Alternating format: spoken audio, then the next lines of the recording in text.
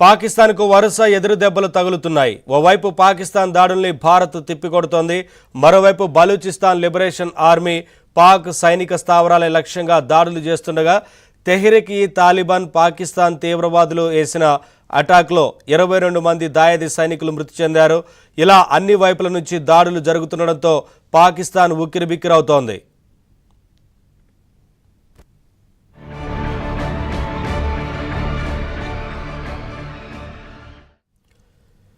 పాకిస్తాన్ ప్రభుత్వంపై తీవ్ర వ్యతిరేకతతో ఉన్న బలూచిస్తాన్ తిరుగుబాటుదారులు ఆ ప్రాంతాన్ని తమ వశం చేసుకున్నారు. ఓవైపు భారత్పై డ్రోన్లు క్షిపణి దాడులకు పాక్ తెగబడుతున్న సమయంలో బలూచిస్తాన్ లిబరేషన్ ఆర్మీ సహా 3 తిరుగుబాటు గ్రూపులు అక్కడి పాక్ సైనిక స్థావరాలపై దాడులకు దిగాయి. క్వెటాలోని ఫైజాబాద్ ప్రాంతంలో పాక్ దళాలు తిరుగుబాటుదారుల మధ్య తీవ్ర స్థాయిలో కాల్పులు జరిగాయి. సిబ్బిలోని మిలిటరీ క్యాంపుపై తిరుగుబాటుదారులు గ్రెనేడ్లతో దాడికి దిగారు. పాకిస్తాన్ ఆర్మీని తరిమి కొడుతూ అక్కడి కీలక నగరం క్వెటా సహా చాలా ప్రాంతాలను స్వాధీనం చేసుకున్నట్లు సమాచారం. 6 ప్రాంతాల్లో పాక్ దళాలపై ఐఈడీలు, గ్రెనేడ్లు, ఆటోమేటిక్ ఆయుధాలతో దాడులు చేశామని బిఎల్ఏ అధికార ప్రతినిధి జియాంద్ బలూచ్ ప్రకటించారు.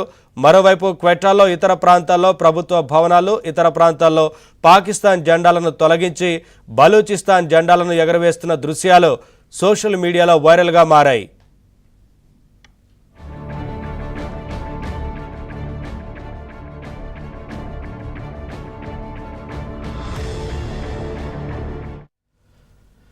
పాకిస్తాన్కు దెబ్బ మీద దెబ్బ తగులుతోంది.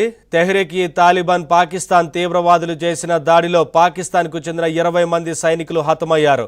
పాకిస్తాన్ దక్షిణ వజీరిస్తాన్లోని షకాయి సబ్ డివిజన్లో ఉన్న ఓ మిలిటరీ అవుట్పోస్టుపై గురువారం అర్ధరాత్రి తర్వాత ఈ దాడి జరిగినట్లు సమాచారం.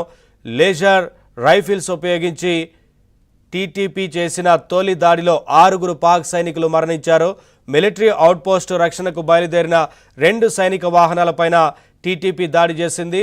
మొత్తంగా 22 మంది పాక్ సైనికులు మరణించారని, 5 గాయపడ్డారని టీటీపీ ప్రకటించింది. బులెటిన్లో బ్రేక్ తీసుకుందాం. అప్డేట్స్ కంటిన్యూ అవుతాయి. చూస్తూనే ఉండండి ఏబిఎన్.